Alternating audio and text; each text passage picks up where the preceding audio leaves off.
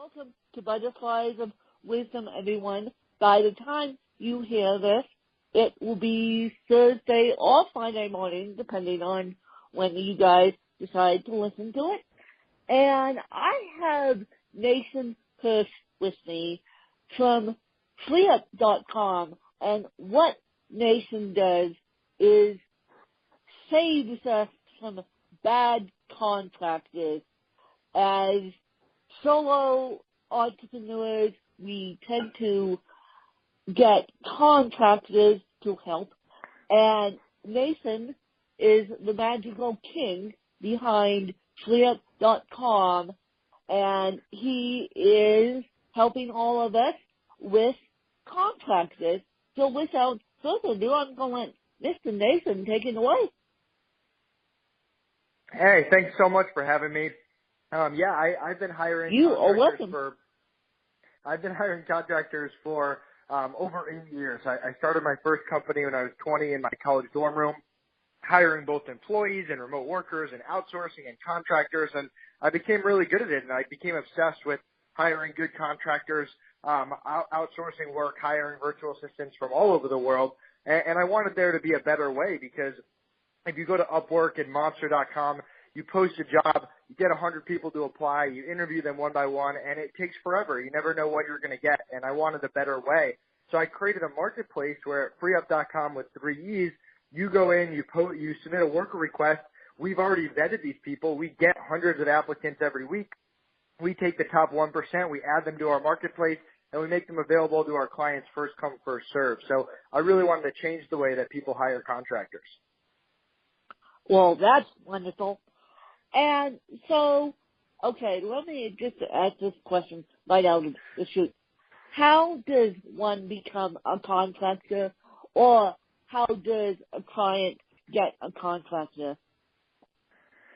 Yeah, so I mean, to become a contractor, outside of FreeUp, you really need to focus on a skill you're good at.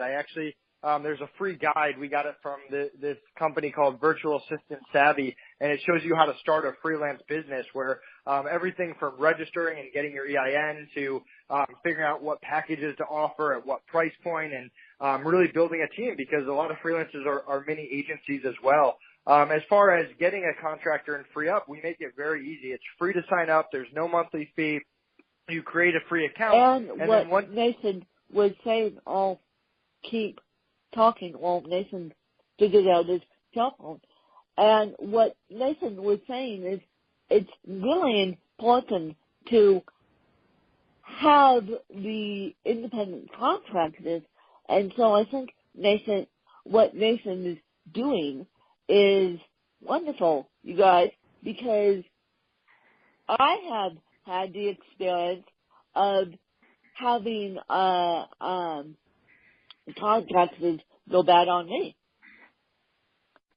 Nathan, can you still hear me? Yeah, can you hear me? Yes, go ahead.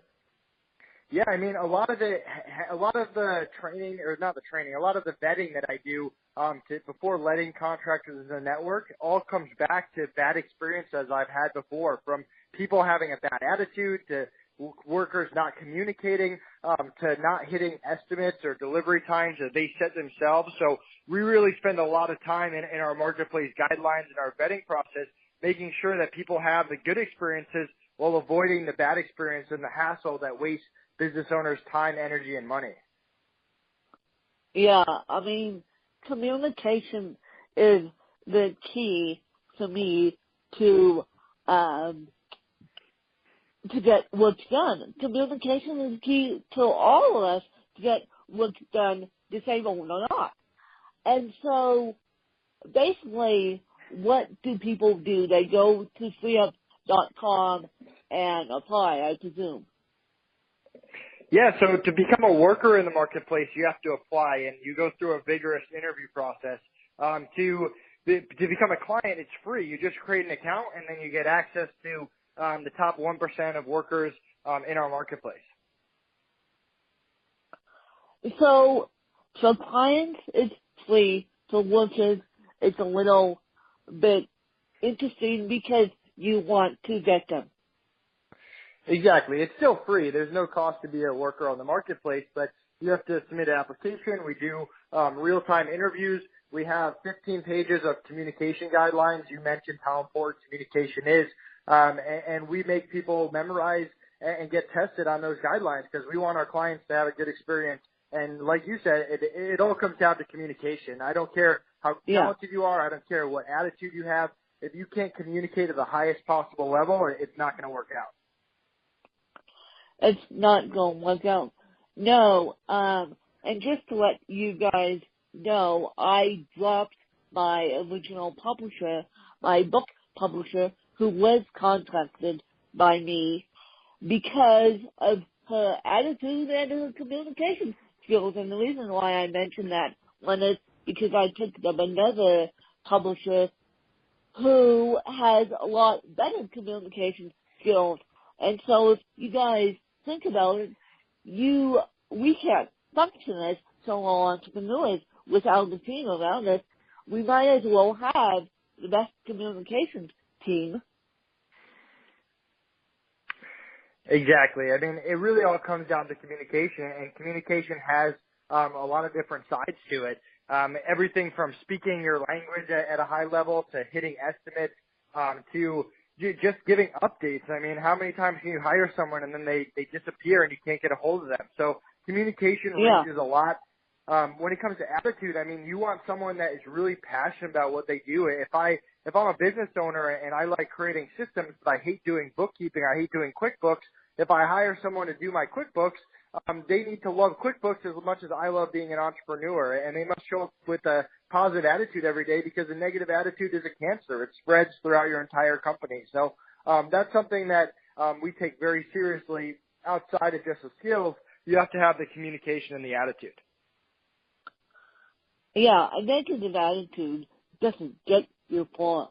And I said to my publisher, who's still contacted, to do one thing for me, and that's it. That's all I'll let you do.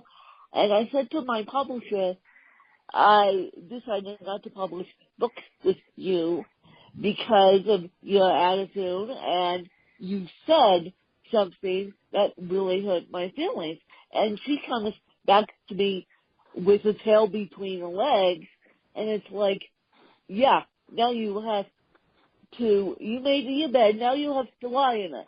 And think about what you said, and think about what you said live, and your attitude towards me. Yeah, I mean, attitude's huge. No one wants to work with someone that has a poor attitude day in and day out. No one wants to do it. So what would you say to those contractors, let's call them out on the carpet here, who have a bad attitude, who can't change their attitude? Yeah, I mean, you got to find a way to do it. You're really going to limit yourself. I mean, contractors, you're a business. You're in the service industry. Every business is in the service industry. And people nowadays, they want people that have good customer service, that have a positive attitude. Everyone makes mistakes. Everyone's going to mess up. Everyone's going to have a bad day. Everyone's going to have personal stuff going on. But you can't allow it to affect work because it's not fair to the businesses that have hired you. It's not fair to the people around you, maybe the people that you've hired. So you really owe it to everyone else to have that positive attitude day in and day out, and it's going to lead to more business. Even if you don't care about people's feelings and personality, it's a good business decision to have a good attitude all the time. It's a good thing to have. A positive attitude is a good thing to have, and I apologize for Nathan breaking up. But a positive attitude is a great thing to have, and that's why I tend to stay so positive in my daily life and my business too, because you attract a lot more flies with honey than you do with vinegar. I mean, or you can say bees, but you just attract more people the more positive attitude you have as a business owner. Exactly. Can you hear me okay? Yes, I can hear you fine. Cool. Sorry, we just got through Hurricane Irma, so sometimes the connection goes in and out. Oh, I didn't realize where you were. You just got to Hurricane Irma.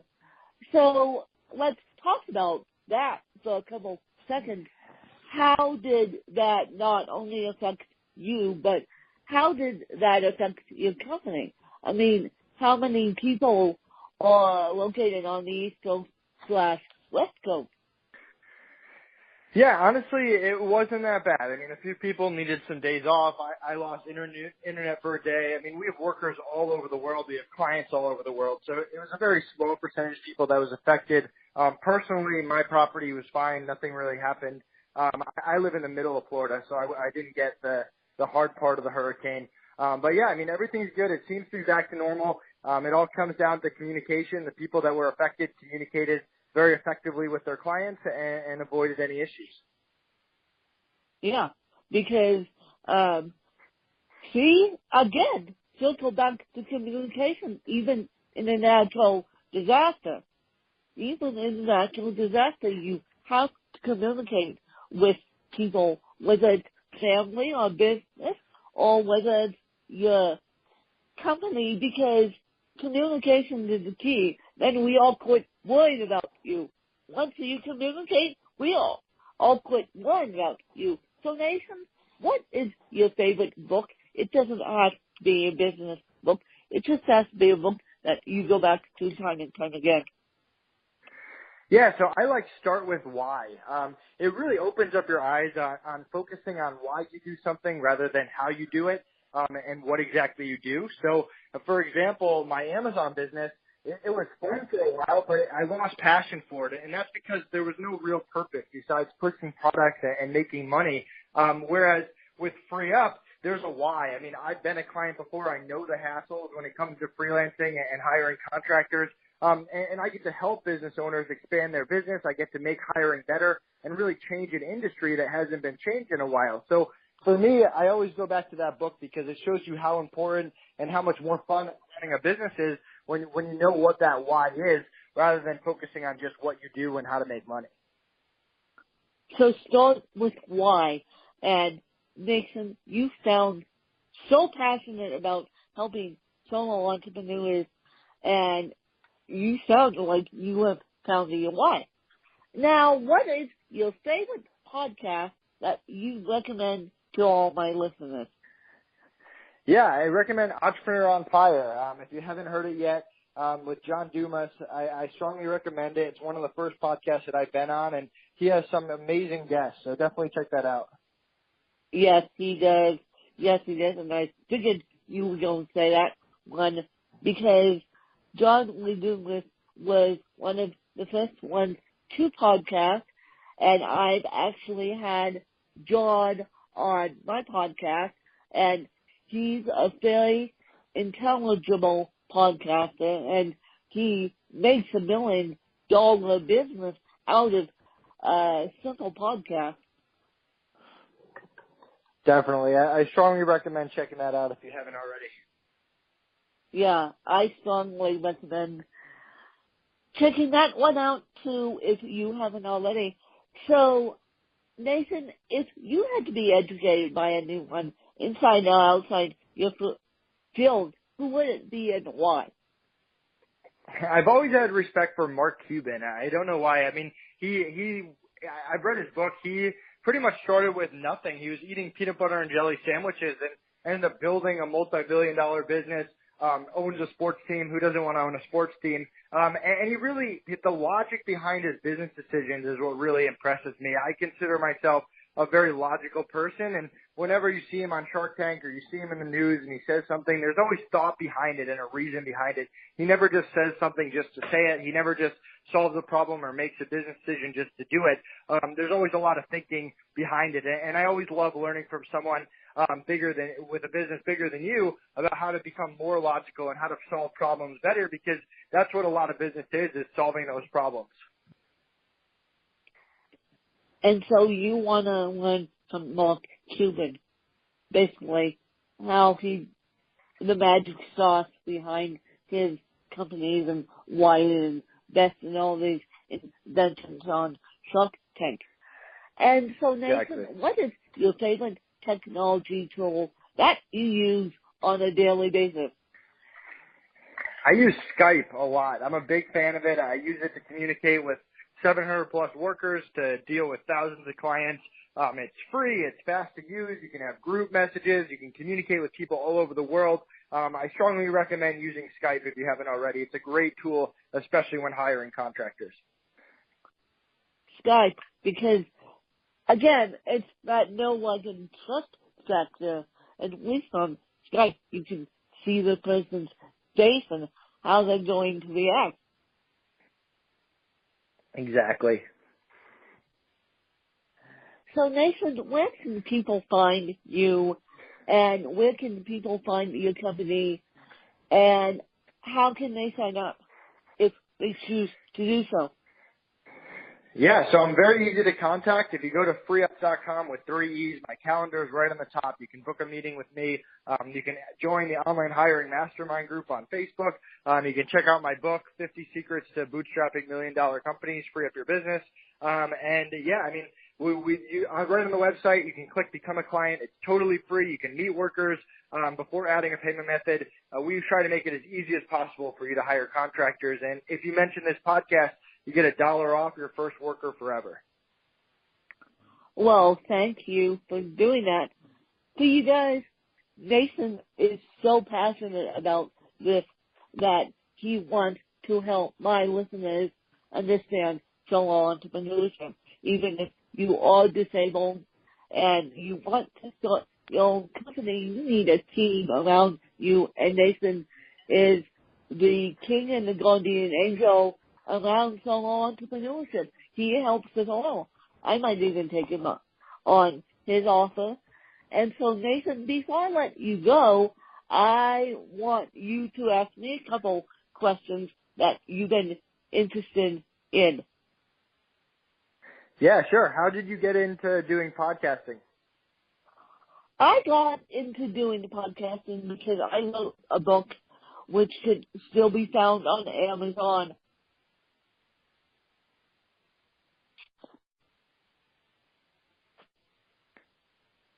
Hello?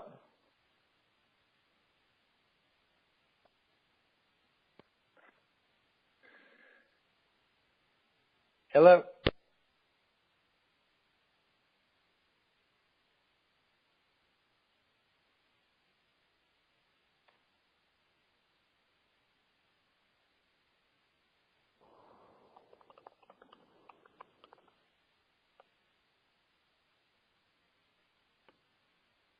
Hello?